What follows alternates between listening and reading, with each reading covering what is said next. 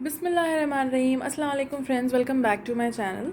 और जैसे कि टाइटल से देख के आपको पता चल ही गया होगा कि आज हम किस बारे में बात करेंगे, जो कि है how to create a strong bond with your partner.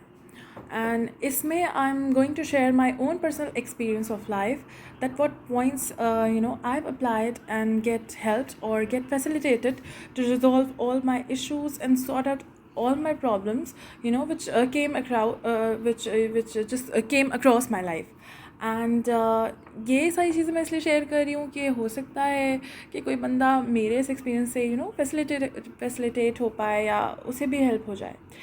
सो इसमें थोड़ी सी अपनी रिलेशनशिप की ब्रीफिंग आपको दे दें कि जो मेरा रिलेशनशिप स्टेटस रहा है वो ऐसा था कि I just got married after the completion of my schooling, soon after the completion of class 12th। और शादी हो गई थी मेरी माशाल्लाह एक अच्छी एज में, एक सही एज में। और मुझे लगता है कि काफ़ी परफेक्ट एज थी, क्योंकि मुझे उससे काफ़ी बेनिफिट जो है वो अब पता चल रहे हैं, क्योंकि लाइफ में जब इतना ज़्यादा कंपेटिटिव दौर है तो एक अच्छी एज पे शादी हो जाने की वजह से अल्हम्दुलिल्लाह मैंने अपने सही टाइम पे अपनी जो एजुकेशन थी वो भी कंप्लीट कर ली है। सही टाइम पे एक जो बेबी को बर्थ देने का जो एक प्रोसीजर होता है उसको भी अल्हम्दुलिल्लाह मैंने कंप्लीट किया। जितनी भी चीज़ें मुझे एक्सपीरियंस करनी थी, जो कि एक जर्नी होती है, वो उसको गॉन थ्रू किया। और बहुत सारी सक्सेस जो है वो मुझे मिली, बहुत सारी चीज़ें मुझे, मतलब इन टोटल मुझे बहुत सारी जो है वो बेनिफिट्स मिले एक सही एज पे शादी होने की वजह से, जो कि एक बहुत ही आजकल का कॉमन इशू है गाइस। इसके अलावा आते हैं कि from here the story begins. जैसे कि होता है कि शादी के बाद ये एक ज़िंदगी शुरू होती है, क्योंकि उससे पहले का जो स्केड्यूल था वो तो बस ऐसा हुआ करता था कि स्कूल से घर आए, घर से उसके बाद ट्यूशन गए, और ट्यूशन से फिर मदरसे गए, दोबारा घर आए, उसके बाद स्कूल का ही होमवर्क वगैरह फिनिश किया and just back to school again. वो तो एक ऐसी वाली लाइफ थी, बट जो एक रियल लाइफ होती है, एक प्रैक्टिकल लाइफ होती है, वो तब शुरू हुई है जब शादी के बाद पता चला कि हाँ एक्चुअल में लाइफ कैसी होती है। और सारी गर्ल्स की तरह मैंने भी इमेजिन किया हुआ था कि life is just like a fairy tale, बहुत ही ज़्यादा फैसिनेटिंग होगी, बहुत ही ज़्यादा उस तरह की होगी जो हम अपने इमेजिनेशन में इमेजिन किया करते हैं। बट रियलिटी ये है गाइस कि जब लाइफ को करीब से देखा तो लाइफ मुझे उससे कहीं कहीं ज़्यादा खूबसूरत लगी, जैसे कि हम अपनी फेरी टेल में इमेजिन करते हैं। क्योंकि अल्लाह ने ये बहुत ही खूबसूरत सा जज्बा, ये एक बहुत ही खूबसूरत सा एहसास, ये एक बहुत ही खूबसूरत सी ज़िम्मेदारी जो है वो हमें दी है।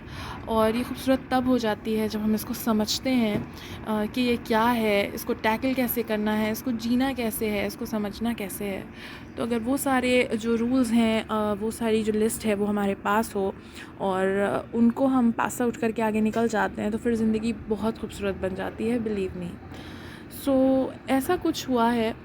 और इसमें फिर मैं आपको ये बताऊं कि जो भी ये सारे पॉइंट्स हैं जो मैंने शेयर किए हैं, वो कोशिश मैंने भी की है कि इनको मैंने अपनी लाइफ में कहीं ना कहीं अप्लाई किया है। इससे जैसे कि सबको पता है गाइस कि no one is born perfect, और कोई भी बंदा एकदम परफेक्ट पैदा नहीं होता। उसको ग्रेजुअली चीज़ें सीखनी पड़ती हैं, gradually a person learns things in life. वो जो एजुकेशन का प्रोसेस होता है वो हमारा सिर्फ हमारे स्कूल टाइम तक या हमारे कॉलेज टाइम तक ही लिमिट नहीं होता। जब भी हम अपने एक्सपीरियंसेस से, अपने ऑब्जर्वेशन से लाइफ में कुछ सीखते हैं, तभी भी हमारा जो एजुकेशन का जो प्रोसेस होता है ना, वो लाइफ टाइम कंटिन्यूज़ रहता है। इसीलिए कहते हैं कि जो एल्डरली लोग होते हैं उनसे हमें राय मशवरा करना चाहिए, क्योंकि उनके पास एक्सपीरियंस हमसे कहीं कहीं फ़ार बेटर होता है। पढ़ाई सिर्फ स्कूल तक ही लिमिट नहीं होती। एजुकेशन तो थ्रू आउट लाइफ चलती है। जब भी हम अपने एक्सपीरियंस से कोई भी चीज़ लर्न करते हैं तो वो हमारी एजुकेशन में ही आती है। शादी के बाद I have also learn so many things. बहुत सारे एक्सपीरियंसेस हुए, बहुत सारे लाइफ में लर्निंग्स हुई, बहुत सारी चीज़ें सीखी। अब इसमें ये हुआ कि I imagine life like fairy tale, but actual में लाइफ बहुत खूबसूरत थी। और खूबसूरत लाइफ तब बन जाती है जब there is a mutual understanding between you and your partner. और अगर आप उसको समझते हैं और वो आपको समझते हैं तो लाइफ बहुत ज़्यादा खूबसूरत बन जाती है guys. So here I'll be sharing some points which will help me to build a strong connection with my partner. So I hope that these points will help you out guys. और इसमें सबसे पहला जो point है जो मुझे लगता है वो है एक्सपेक्टेशन। अगर स्टार्टिंग में ही आप बहुत ज़्यादा एक्सपेक्टेशन करते हैं, बहुत ज़्यादा आपके दिल में ऐसा है कि मैं तो बहुत ज़्यादा वेल टू डू फैमिली से हूँ, या मेरे साथ तो घर में ऐसे होता था वैसे होता था, सो मेरे पार्टनर को भी मुझे प्रिंसेस की तरह ट्रीट करना चाहिए या मुझे प्रिंस की तरह ट्रीट करना चाहिए। और तो गाइस रियलिटी में ऐसा नहीं होता है। तो इसमें यह है कि आपको एक्सपेक्टेशन थोड़ी कम रखनी चाहिए, अपना इनपुट थोड़ा ज़्यादा देना चाहिए। और जब इनपुट आप अच्छा दोगे तो आउटपुट अपने आप अच्छा निकल के आने वाला है। जैसे कि अल्लाह ने वादा किया है कि जब मेहनत बंदा करता है तो मदद अल्लाह करता है। सो ऐसा वाला सीन है। और देना सीखिए गाइस, जब आप दोगे तो डेफिनेटली आपको मिलना है। इसमें जो नेक्स्ट पॉइंट है वो है पॉजिटिविटी। अगर आप अपने आसपास नेगेटिविटी रखते हैं अपने सराउंडिंग में, अपने एटमॉस्फेयर में, सो आई डोंट थिंक कि आपको कहीं से भी कोई करेक्ट जो है वो आपको इन्फॉर्मेशन मिलने वाली है या आपको किसी भी तरह की हेल्प मिलने वाली है। क्योंकि जो नेगेटिव लोग होते हैं, जो इस तरह के लोग होते हैं, उनकी लाइफ खुद तो स्पॉइल हो चुकी होती है और वो सक्सेस नहीं होते हैं। और वो चाहते हैं कि वो जो बंदा उसने अपनी लाइफ का स्टार्ट किया है या जो इनिशियल डेज़ में है, तो उसको भी हम इतना ज़्यादा लो डाउन कर दें कि उसकी भी लाइफ कम्प्लीटली हमारी तरह स्पॉइल हो जाए। So just try to stay away from such peoples. और इसमें जो थर्ड पॉइंट है वो ये है कि try to understand your partner. उनकी लाइक्स क्या हैं, उनकी डिसलाइक्स क्या हैं, उनका टेम्परामेंट क्या है, उनको अच्छे से जानना चाहिए। एक जो बेस्ट पार्टनर होता है ना, उसकी सबसे अच्छी क्वालिटी ये होती है कि वो अपने पार्टनर की हर एक चीज़ को बहुत अच्छे से समझता है, उसको जानता है, उसे पता होता है कि उसे क्या चीज़ पसंद है, क्या चीज़ पर उसे गुस्सा आ जाएगा, किस मूड में उससे बात करनी है। तो अगर हम अपने पार्टनर के बारे में ये सारी चीज़ें जानते हैं तो हम बहुत ही ज़्यादा डिज़र्विंग पार्टनर हैं।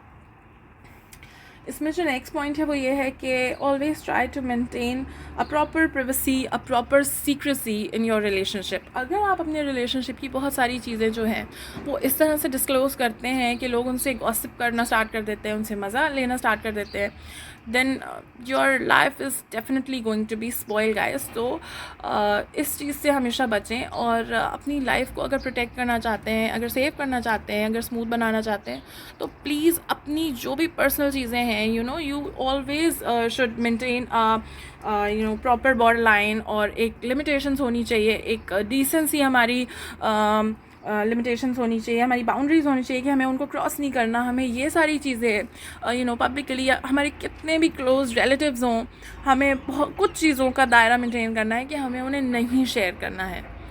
जो चीज़ें कुछ चीज़ें हमारे और हमारे पार्टनर के ही दरमियान में रहनी है। और अगर हम उनको डिस्क्लोज़ करते हैं और कहीं ना कहीं ये सारी चीज़ें अगर हमारे पार्टनर को पता चलती हैं तो काफ़ी ज़्यादा आप जो है वो डिसरिस्पेक्ट फील करते हो उस टाइम पे। इसके अलावा जो पॉइंट मुझे लगता है वो ये है कि व्हेन योर पार्टनर कॉन्फिडेंस, उनका लव, उनका कॉन्फिडेंस आप जीतने की कोशिश करें।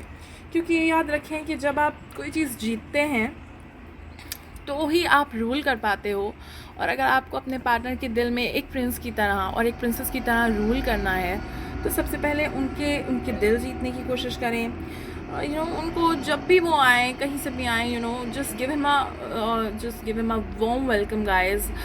स्माइल के साथ उनको अच्छे से वेलकम करें, उनको पहले फ्रेशन अप हो जाने दें, उनको कंफर्टेबल हो जाने दें, उसके बाद उनसे किसी भी तरीके का डिस्कशन करें, कुछ बात करें। बट हाँ, इन सारी चीज़ों का अगर छोटी छोटी माइन्यूट डिटेल्स हैं लाइफ की, मैंने बहुत ज़्यादा नोटिस की हैं, अगर इनको हम अपने लाइफ में इंक्लूड करते हैं तो ये बहुत ही ज़्यादा अच्छा जो है वो इम्पैक्ट छोड़ देती है हमारी लाइफ पे। इसके अलावा जो है गाइस, ये थोड़ा टफ है but try to sorry first. अगर हम सॉरी फर्स्ट करते हैं तो उस टाइम तो हमें बुरा कहीं ना कहीं लगता है कि हमारा कोई हमारी मिस्टेक नहीं थी, बट स्टिल हमने ही सॉरी किया। बट बिलीव मी गाइस, इसका इम्पैक्ट जो है ना वो बाद में लॉन्ग टर्म में आपकी लाइफ में इतना अच्छा पड़ना स्टार्ट हो जाता है, इतना आपका जो पार्टनर का जो कॉन्फिडेंस है वो बिल्डअप हो जाता है आपके ऊपर, और वो इतना ज़्यादा आपको समझने लग जाता है, इतना ज़्यादा आपके लिए वो कॉन्शियस हो जाता है कि ये आगे जाके आपको फ़ील होता है लाइफ में। तो अगर आप अपने पार्टनर को सॉरी कर भी देते हैं, कोई ऐसा रीज़न नहीं भी है, तो इसमें कोई बड़ी बात नहीं है, क्योंकि झुकना सीखिए गाइस। याद रखें, जो मेवे से भरी हुई बेल होती है ना, डाली होती है ना, वो ही झुकती है। सो झुकने में देयर इज़ नथिंग रॉन्ग। और अगर आप झुक जाते हो अपने पार्टनर के सामने, उनके प्यार के आगे, तो देयर इज़ नथिंग रॉन्ग, और यह आपको आगे जाके बहुत ज़्यादा बेनिफिट देने वाला है। इसके अलावा जो पॉइंट है वो ये है कि इतना ज़्यादा उनको इस तरह से फैसिलिटेट करें, उनको ऐसे खुद का आदी बना लें कि वो आपके बिना खुद को इनकम्प्लीट फील करें। और ये एक बहुत ही इम्पोर्टेंट पॉइंट है। और मुझे लगता है कि गाइस, लास्ट में खुदा के बाद कोई नहीं बचना होता। हमारे और हमारे पार्टनर के अलावा ना हमारे कोई रिलेटिव्स रह जाते हैं, ना पेरेंट्स रह जाते हैं। लास्ट में जब हम एक सर्टन एज पे जाते हैं, तो जो कहते हैं ना कि जो साथ देने वाला एक हमसफ़र होता है, एक हमनवा होता है, वो हमारा कंपेनियन, हमारा सोलमेट, हमारा बेटर हाफ, हमारा पार्टनर ही होता है। और उसको हम अपना इस तरीके से आदी बना लें अगर कि he just feels incomplete without us, तो ये बहुत ही अच्छी बात है। और ये ऐसा हो जाता है कि जैसे फूल के बिना खुशबू नहीं रहा करती है, उसी तरह आपका जो पार्टनर है वो आपके बिना ना रह पाए। तो ये कुछ पॉइंट्स थे जो मुझे लगा कि अगर आप अपनी लाइफ में इन चीज़ों को अप्लाई करते हैं तो काफ़ी अच्छा इम्पैक्ट छोड़ती हैं। सो होप आपको आपको मेरा ये जो वीडियो है वो पसंद आया होगा, और अगर पसंद ना आए तो प्लीज़ उसे इग्नोर करें। और चलिए मिलते हैं आपसे नेक्स्ट वीडियो में, तब तक के लिए बाय बाय।